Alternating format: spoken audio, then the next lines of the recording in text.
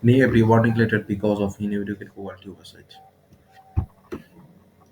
The US FDA recently issued a warning letter to a pharmaceutical company in Thailand for violating current good manufacturing practice regulation. The letter cited in several deficiencies in the company's quality unit, especially the quality unit lacked adequate oversight and control of the manufacturing operation, leading to issues such as alteration of the product, traction records, incomplete documentation of laboratory preparation, and insufficient review of raw analytical data.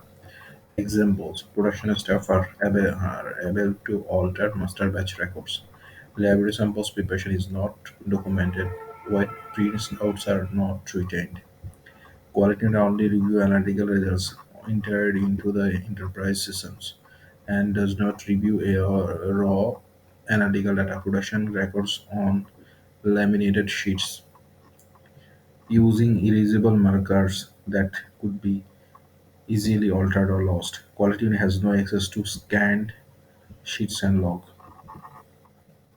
To address three shortcomings, the firm must be develop comprehensive assessment and remediation plan.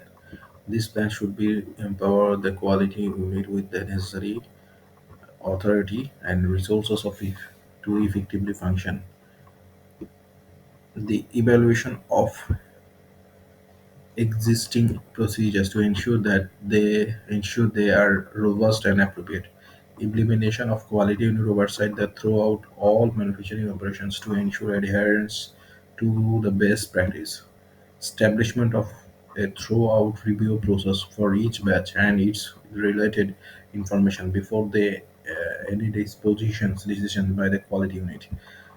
Oversight and approval of investigation and other quality duties to guarantee the quality and purity of all products. Demonstrate to up management supports for quality assurance and reliable operation, including timely provisions of resource and address emerging manufacturing and quality issues. Thank you.